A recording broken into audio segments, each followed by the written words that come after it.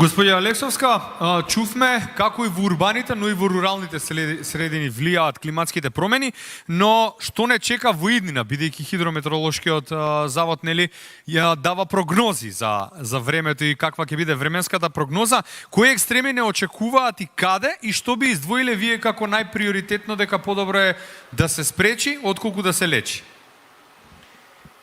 Па што се однесува за иднината, значи оно што се случуваше во последнава, да речам, декада, измината што ја кажавме како најекстремна, ќе продолжи во иднина.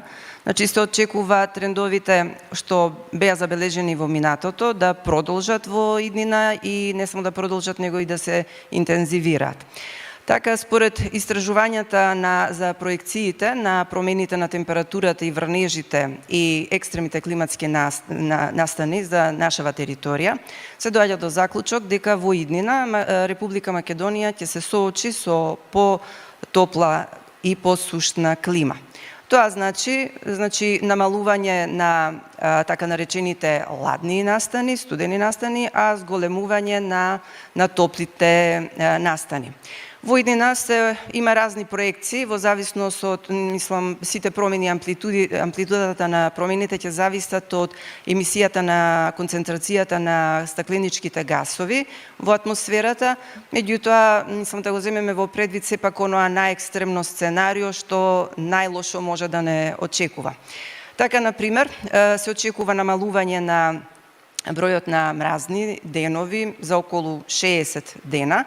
Намалувањето се очекува да биде најголемо на местата со повисока надморска височина.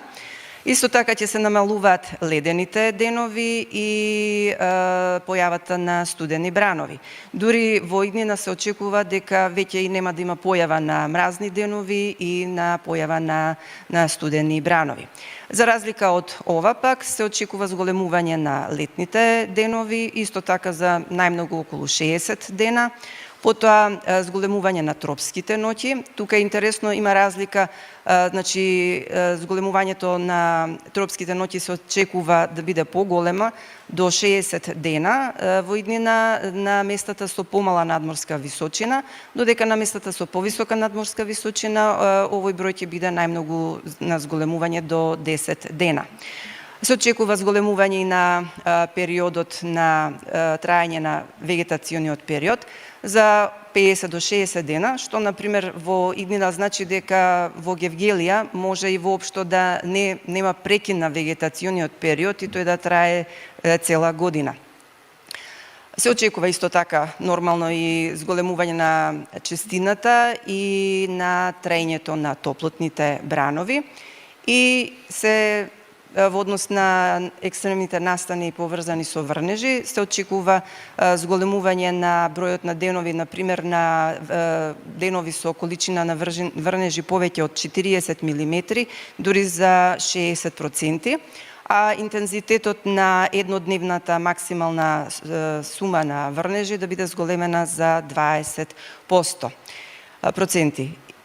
И на крајот можам да кажам дека целата територија на Република Македонија ќе биде под висок ризик од појава на суша, затоа што се очекува дека периодот на траење на сушниот период да се зголеми за околу 30 дена.